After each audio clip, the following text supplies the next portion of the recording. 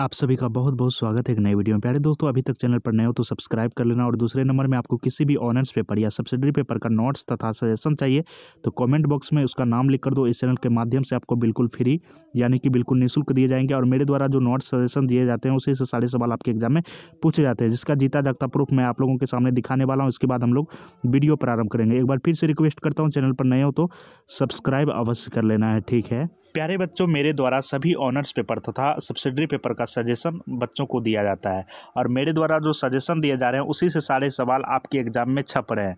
तो विद्यार्थियों का यहाँ पर देख सकते हो कमेंट किस प्रकार आया हुआ है। इस तरह के कमेंटों की संख्या 100-200 में नहीं, हज़ारों में है बच्चों। यहाँ पर देख सकते हो साफ साफ किस तरह का फीडबैक आया हुआ है बच्चों का। और ये बच्चों का कहना है कि सर आप जो सजेशन देते हो सभी ऑनर्स तथा सब्सिडरी पेपर का, उसी से सारे सवाल एग्जाम में मैच कर गए हैं, एक भी सवाल इधर उधर का नहीं है। तो प्यारे दोस्तों, आप भी हमारे ऊपर भरोसा करो और आप हमारे चैनल से जुड़ जाओ। मेरे द्वारा जो सजेशन दिए जा रहे हैं उससे आप एग्जाम हॉल में प्रवेश करने से एक दिन पहले जरूर देख लेना ताकि आपको हेल्प मिले।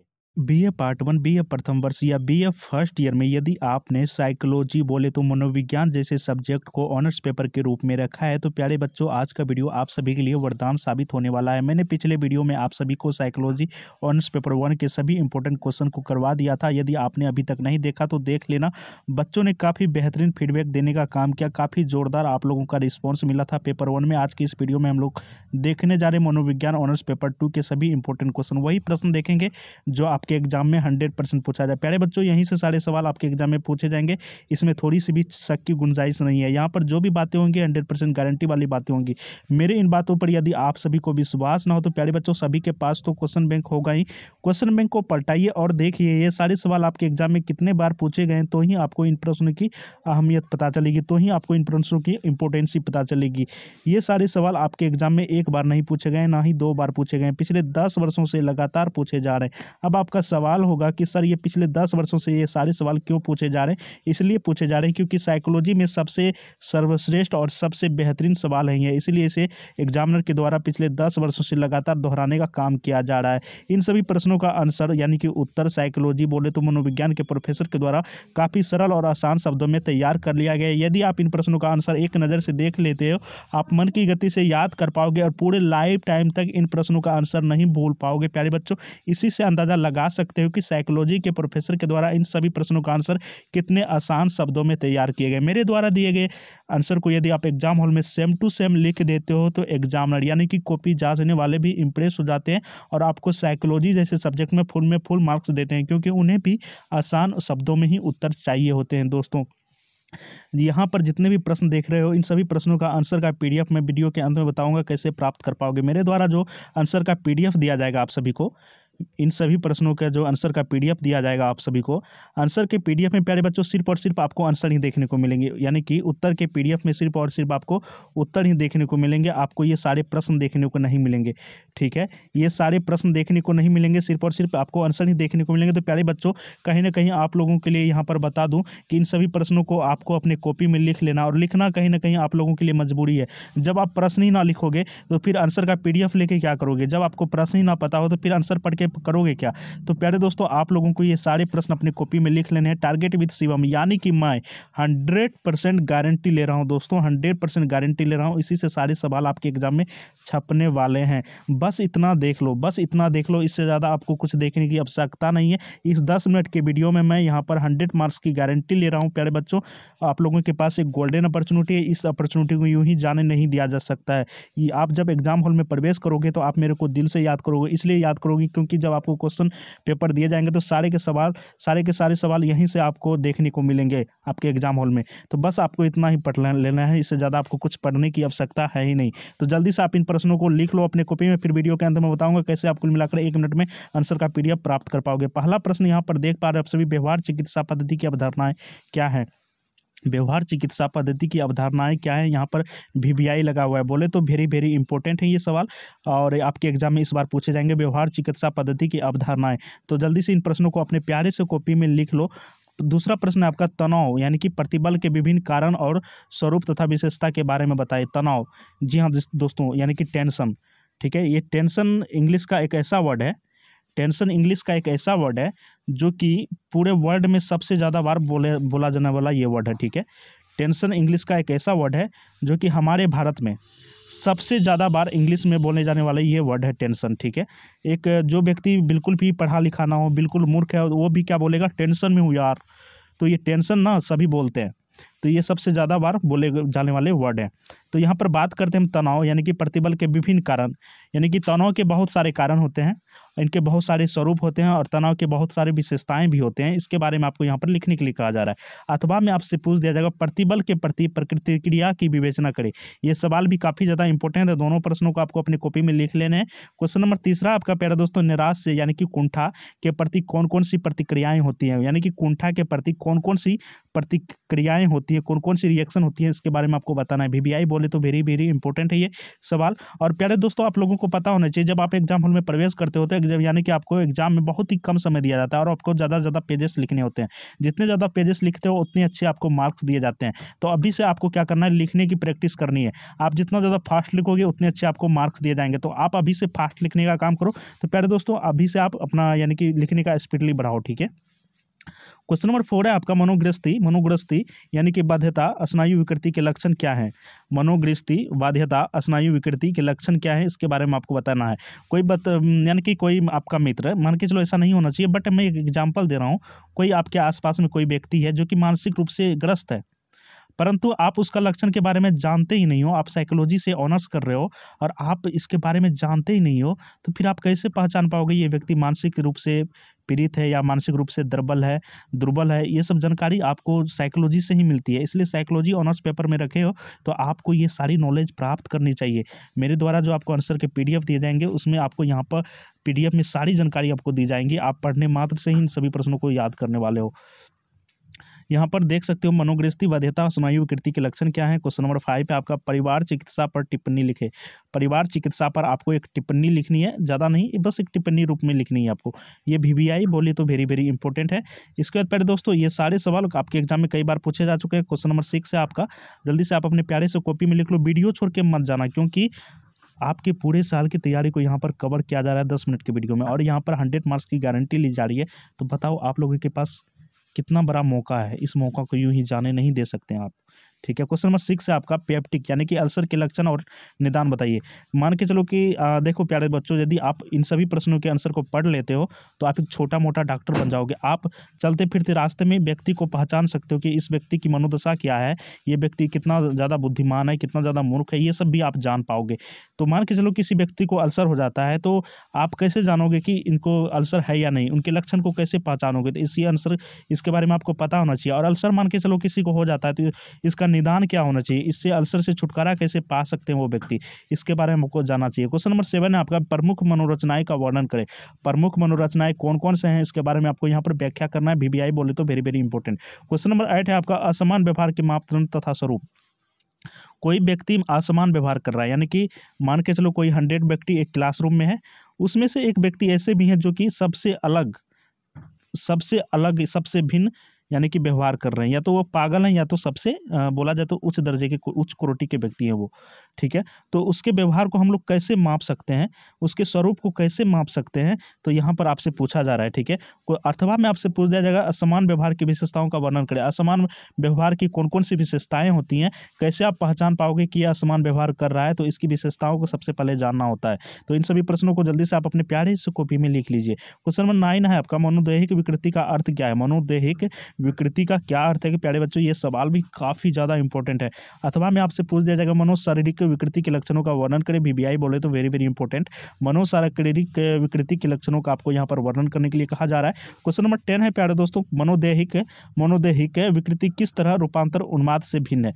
मनोदैहिक विकृति जो है वो किस तरह रूपांतर उन्माद से अलग है, भिन्न है। अथवा में आपसे पूछ दिया जाएगा, रूपांतर उन्माद के प्रमुख लक्षण का वर्णन करें। रूपांतर उन्माद के प्रमुख लक्षण क्या क्या हैं, इसके बारे में आपको बताना। देखिए यहाँ पर अथवा वाले प्रश्न को समझिए, ये दोनों प्रश्न जो है, दोनों प्रश्नों का आंसर जो है सेम है, ठीक है। दोनों प्रश्नों का आंसर सेम है, लेकिन कभी आपसे इस टाइप के पूछ दिया जाते हैं तो कभी इस टाइप के पूछ दिए जाते हैं। तो यहाँ पर VBI लगा हुआ है, तो इस बार इस तरह के सवाल पूछे जाएंगे, ठीक है। क्वेश्चन नंबर 11 है आपका, क्वेश्चन नंबर 11 है, चिंता स्नायु विकृति के लक्षण। चिंता स्नायु विकृति के लक्षण क्या क्या है, इसके बारे में आपको लिखना है। VBI बोले तो very very important. Question number 12 है प्यारे दोस्तों, चिंता मनोस्नायु विकृति के कारण क्या है, इसके बारे में आपको बताना है। VBI बोले तो वेरी वेरी इंपॉर्टेंट।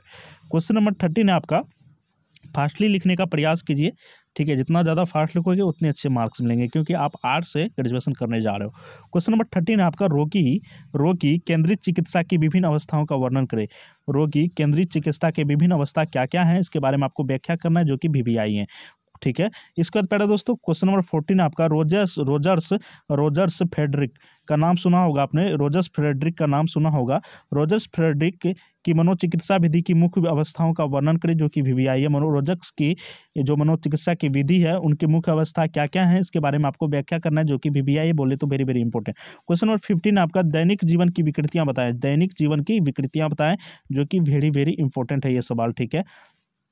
इसके बाद क्वेश्चन नंबर 16 आपका, मनोरचना क्या है। मनोरचना क्या है, इसे अहम रक्षा युक्ति या क्यों कहा जाता है, ठीक है। मनोरचना क्या है, इसे अहम रक्षा युक्तियाँ क्यों कहा जाता है, ठीक है। मनोरचना को इसे कहा गया है अहम रक्षा युक्तियाँ, क्यों कहा जाता है प्यारे बच्चों, इसके बारे में आपको बताना होता है। VVI बोले तो very very important. Question number 17 है आपका, मनोस्नायु विकृति, यानी कि यहाँ पर देख सकते हो मनोस्नायु विकृति के लक्षणों का वर्णन करें। मनोस्नायु विकृति के कौन कौन से लक्षण हैं, इस लक्षण के बारे में जब आप नहीं बता पाओगे तो फिर आप एक इंसान को जान पाओगे कैसे, कैसे जान पाओगे कि इस व्यक्ति में मनोस्नायु विकृति की मतलब पेशेंट है ये, तो कैसे ये सब जानकारी प्राप्त कर पाओगे। तो इसके लक्षण के बारे में आपको जानना चाहिए। मेरे द्वारा आंसर का PDF काफ़ी अच्छे ढंग से तैयार किए गए, आपको देखने मात्र से ही याद हो जाएंगे और आप साइकोलॉजी को पूरा कवर कर पाओगे, ठीक है। तो मनोस्नायु विकृति के लक्षणों का वर्णन करें, जो कि VVI है, बोले तो very very important. Question number 18 है प्यारे दोस्तों, मानसिक दुर्बलता यानी कि मंदन के नैदानिक प्रकारों का वर्णन करें। देखो मानसिक दुर्बलता, मान के चलो कि आप कोई दृढ़ इच्छा पालते हो अपने मन में कि मेरे को ना ग्रेजुएशन के बाद UPSC क्रैक करनी ही करनी है, किसी भी हालत में करनी है। तो यदि आप माना को कि आप क्रैक कर लेते हो या आप क्रैक नहीं भी कर पाते हो, उस दिशा में चलते हो, आप अपने पूरा एफर्ट लगाते हो, आपके पास जो भी मतलब जितना भी एफर्ट है टोटल एनर्जी आप लगा देते हो अपने लक्ष्य को पाने में। हो सकता है कहीं चूक हो, नहीं हो पाया, परंतु आप कोशिश तो करते हो, तो आप मानसिक रूप से दुर्बल नहीं हो, मानसिक रूप से आप काफ़ी ज़्यादा मजबूत हो। परंतु कुछ व्यक्ति ऐसे भी हैं जो कभी UPSC की तैयारी करते हैं तो कभी ग्रुप D में आके लटक जाते हैं। तो ये सारे व्यक्ति मानसिक रूप से दुर्बल होते हैं। पता है क्यों? क्योंकि उनका कोई लक्ष्य नहीं होता है, मन उसका भटकते रहता है, मन काफ़ी ज़्यादा चंचल हो जाता है। तो इस स्थिति में क्या करना चाहिए, उन्हें मेडिटेशन करनी चाहिए, ताकि उनकी मन की जो दुर्बलता है वो दूर हो। और मन आपका जब स्ट्रांग हो जाता है तो आप कुछ भी प्राप्त कर सकते हो। मन आपके वशीभूत होने चाहिए, ना कि आप मन के वशीभूत हो। यानी कि मन आपके इच्छा के अनुसार चले, ना कि आप मन की इच्छा से चले, ठीक है। मन की इच्छा से जो भी चलते हैं उनका कहीं ना कहीं नाश हो जाता है प्यारे दोस्तों, और जो जिनका मन उनके इच्छा के अनुसार चलता है कहीं ना कहीं उसका उदय होता है। तो इसके बारे में काफ़ी अच्छे ढंग से हम लोग समझने का काम करेंगे, मानसिक दुर्बलता के बारे में। तो जल्दी से आप इन प्रश्नों को लिख लीजिए। क्वेश्चन नंबर 19 आपका, दैनिक जीवन के 5 मनोविकृतियां का वर्णन करें। दैनिक जीवन के 5 मनोविकृतियां कौन कौन से हैं, इसके बारे में आपको बताना है। और डिप्रेशन का नाम आप लोगों ने काफ़ी ज़्यादा सुना होगा, क्योंकि काफ़ी ज़्यादा ट्रेंडिंग वर्ड है ये डिप्रेशन, काफ़ी ज़्यादा ट्रेंडिंग वर्ड है ये। इसके बारे में हम काफ़ी अच्छे ढंग से आपको बताने का काम किए हुए हैं आंसर के PDF में। तो प्यारे दोस्तों क्वेश्चन नंबर नेक्स्ट देख सकते हो आप सभी, मनोविदलता के प्रमुख कारणों का वर्णन करें। मनोविदलता के प्रमुख कारण क्या सब हैं, इसके बारे में आपको बताना है, जो कि वेरी वेरी इंपॉर्टेंट है। क्वेश्चन नंबर 21 है आपका, समान एवं असामान्य व्यवहारों में अंतर स्पष्ट करें। समान व्यवहार किस टाइप के होते हैं और असमान व्यवहार किस टाइप के होते हैं, दोनों में आपको डिफ्रेंशिएट करना है, अंतर यहाँ पर बताना है प्यारे दोस्तों। तो ये प्रश्न भी काफ़ी ज़्यादा इंपॉर्टेंट है। कभी कभी आप असमान व्यवहार कर रहे होते हो, लेकिन आपको ये पता नहीं होता कि हम गलत व्यवहार कर रहे हैं। तो इसके बारे में जब आप देखो, साइकोलॉजी वाले जितने भी स्टूडेंट हैं, यदि अच्छे ढंग से ईमानदारी पूर्वक वो पढ़ाई कर लेते हैं तो उन्हें कहीं ना कहीं व्यवहारिक ज्ञान का गुरु माना जाता है, ठीक है। कहीं ना कहीं वो व्यवहारिक रूप से काफ़ी ज़्यादा मैच्योर हो चुके होते हैं, ठीक है। उन्हें पता होता है कि मुझे किस पॉइंट पे किस तरह का कदम उठाना चाहिए। तो प्यारे दोस्तों समान एवं असमान व्यवहार में अंतर आपको स्पष्ट करने के लिए कहा रहा है। इसके बाद क्वेश्चन नंबर 22 है, अहम प्रतिरक्षा मनोरचना की किसी 2 तकनीकों की व्याख्या करें। अहम प्रतिरक्षा मनोरचना की किसी 2 तकनीक क्या क्या है, इसके बारे में आपको यहाँ पर व्याख्या करना है। क्वेश्चन नंबर 23 आपका, ज़्यादा हम क्वेश्चन नहीं देखेंगे, जितना उतना ही प्रश्न देखेंगे जो आपके एग्जाम में पूछा जाए। क्वेश्चन नंबर 23 आपका, उत्साह विषाद की विकृति के लक्षणों की व्याख्या करें।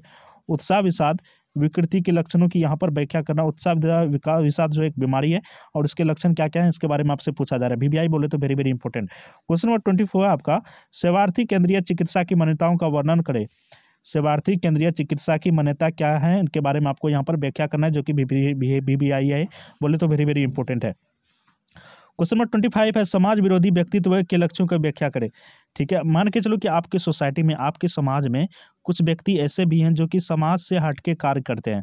वो हमेशा समाज के विरोध करते हैं, वो समाज के हिसाब से नहीं चलते, सोसाइटी के हिसाब से नहीं चलते।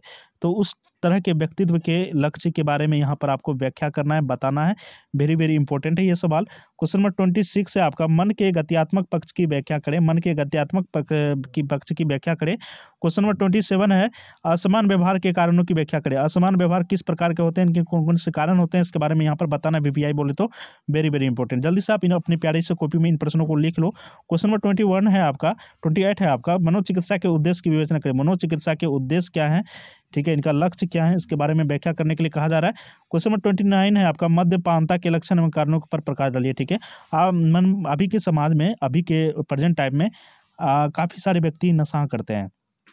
ठीक है, तो नशा जब करते हैं तो आप उसके आप मान के चलो कि आपका कोई फ्रेंड्स नशा करता है, ठीक है, आपसे छुपा के, आपको पता ना चल रहे। ठीक है, मान के चलो कि आने वाले समय में आप पेरेंट्स बनोगे, आप भी अपने बच्चे के माता पिता बनोगे, आपके बच्चे मान के चलो कि नशा करने लगते हैं, तो आप कैसे पहचान पाओगे कि मेरा बच्चा नशा करता है?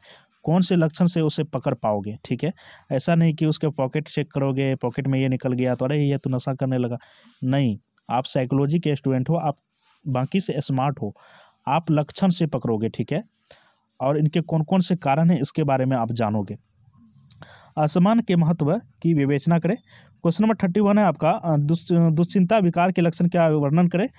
क्वेश्चन नंबर 32 है आपका, यहाँ पर दमा के लक्षण तथा कारण बताइए। ठीक है, आप जब साइकोलॉजी पढ़ लेते हो अच्छे ढंग से तो आप एक छोटा मोटा डॉक्टर भी हो जाते हो।